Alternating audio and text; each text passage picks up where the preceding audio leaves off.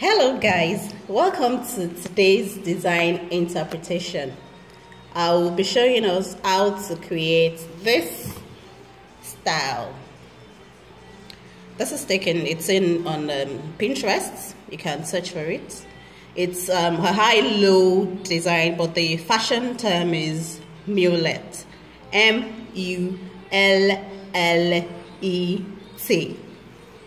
Okay, so let's just go straight into creating our pattern. Okay, I'm just going to make this show a little bit. So I have my front and back bodice blocks.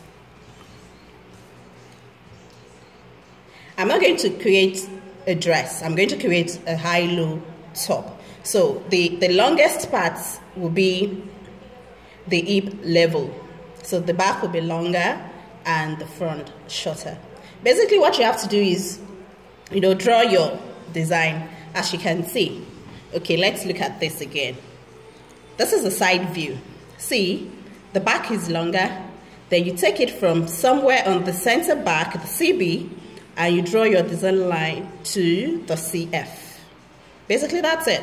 Whether you're making a top or a dress, it's the same method. Okay, so like I said, the length of the back is going to be the hip level while we make the front shorter, probably the waist level. So all I have to do here is draw my design line like so.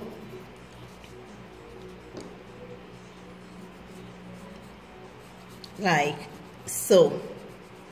But there's something you need to correct on this block. Can you see this brown part is like the dot that separates your front and your back? Looking at it, can you see it looks like a dot already? So what you need to do, because the point at which the style line crosses the back side and the front side are not on the same level. So you need to correct this. You need to true it. That's what you need to do. So how do you true? You try and close this dot, this thing that looks like that,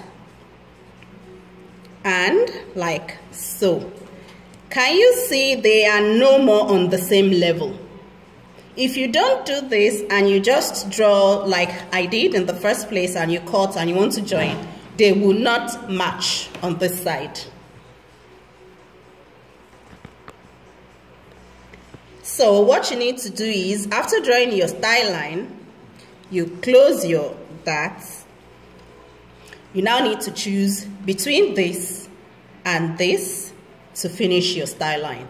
So I like to always go with anyone is fine actually, but I like this because of the depth here. So you just true it like so, or for some people, they can choose to go like this and follow this upper one. But for this illustration, I'm going with this, the bottom one. So I'm just going to erase here. Then I'm just going to trace it so that by the time I open the pattern, I'll see the zigzag. Let me bring this close to the camera. Can you see the traced part here? So when I'm cutting, I'm going to cut like so and not like so. So I'm just going to cut now. Okay, so I'm just going to cut now. Your style line you can decide to draw your style line in another form, but this is the basic one. So I'm just going to. Another thing again is, can you see this dot here? You also need to kind of close it. Same thing that we did on here, because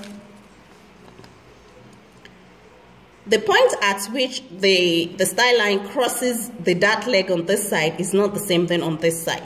Even though it's just a little difference, but it's always good to do the truing. So let me just remove this out. Then you also close this dart on here. Just close it like so. See, the difference is not much. Can you see it's even matching? But just to, be sure you have the correct thingy. Also trace or you just cut like that while it's closed. I'm using a miniature 1/4 of our bodice block. So, and basically that's that. And here is the back. So when you measure from here to here, they must, can you see? They must blend in. Again, we are not going to be doing this neckline. This is the basic neckline with a mandarin collar attached to it. So this is our basic neckline as well. The next thing is to close this dart, because from this design, it looks gathered a little bit. You can choose to gather your dart if you want, or manipulate it anyhow you want. But for this illustration, we're going to convert our dart to fullness, which means I'm going to close this bust dart and transfer it to the waist. And this is how to go about it. First of all, I'll connect here. I'll connect my bust dart to my, I'll draw my bust dart to the true bust level, which is our nipple point or apex, and take this here as well. I mean the waist dart. So you connect the waist dart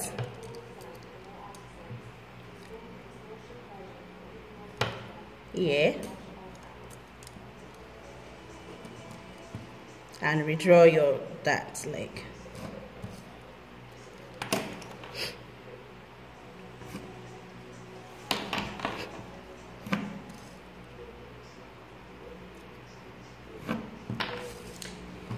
So we slash through the middle dart line up to the true bust, or the nipple points, or the apex as some people will call it. Then you close the bust or shoulder dart. Can you see the bust dart or shoulder dart that you've closed is now opened in the waist? This means you've transferred your bust dart to your waist. Then you tape. You can use your masking tape or scotch tape and hold this down forever. If you want more slashes, you want more fullness, as you can see. Now, can you see the flutes showing on here? This means the bust that was closed and transferred into this cone-like effect called flute. And you can see some fullness on the side as well. You can choose to do your side, you can, add some allowance here and make it A if you want, like so.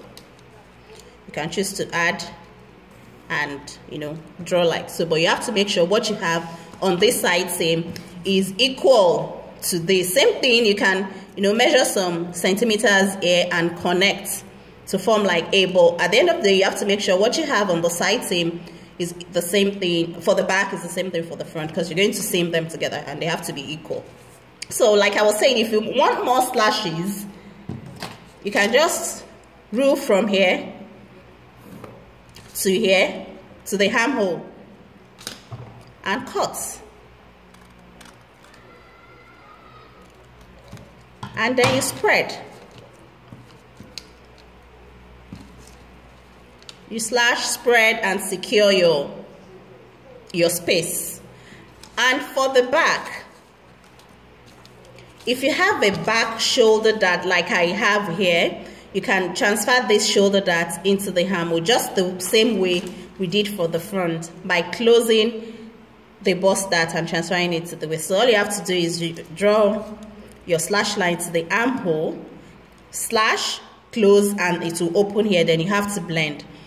Because most times, especially if you're adding sleeve, you might need some ease on your armhole. So transferring this into the armhole is a good way of adding ease instead of cutting your armhole bigger. So that's that. And from here, for the back as well, what I do most times, and this is me, you can do it differently. What I do most times is the middle dart line, rule it to the M. Then I take this like so.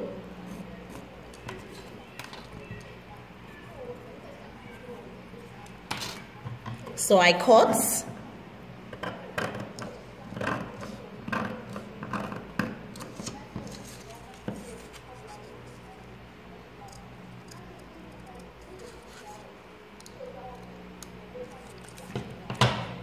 Then you spread.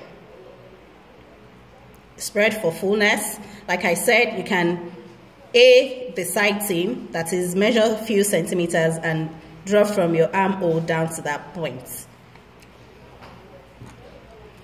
Or I'm doing this because I don't want the fullness to get to my neckline or my across back level. I want that part fitted. I only want the fullness around there. But if you desire fullness up to the neckline, then you just cut straight. You roll this middle dart line up, then cut straight instead of cutting here. That way you have fullness all around here as well. And just like the front, if you desire more fullness, cut from here, rule a line from here to somewhere on the armhole, like so, and cut, slash, and spread for fullness. So basically, this is how this is going to look like. I'm just going to secure this. Okay, so yeah, I've secured the pattern. If you can see, while this is opened, it lengthened, it gave an addition at the hem. So all you have to do is blend the hem like I have done on here. See? Just to the center back. A lot of blending occurs in when you're creating patterns, and you have to make sure you do the blending very well. So I have done the blending. I've even decided to add to the length of the CB here. So just to, because I can't do it this way.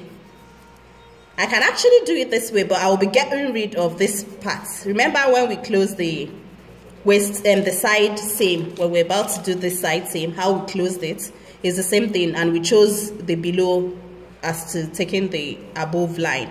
So you can actually do like so if you want, but you'll be getting rid of this part, this white part, which is part of your construction, or you add to the length of the CB and just go with this part.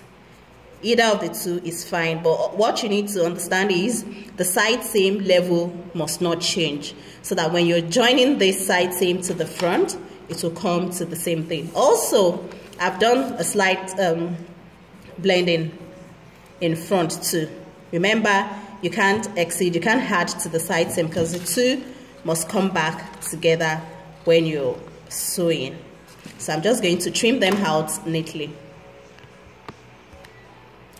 So basically, that's it.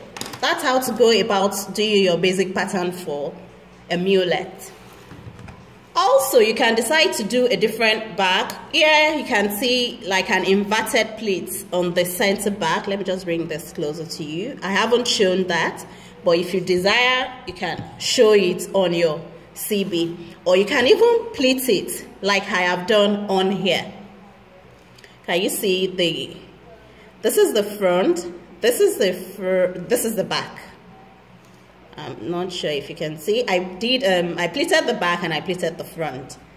This has a yoke. If you desire, you can have a yoke both in front and at the back. You can be creative about it actually. But this is how to create a high-low pattern neatly. Alright then, till next time, stay blessed. Bye bye. Thank you.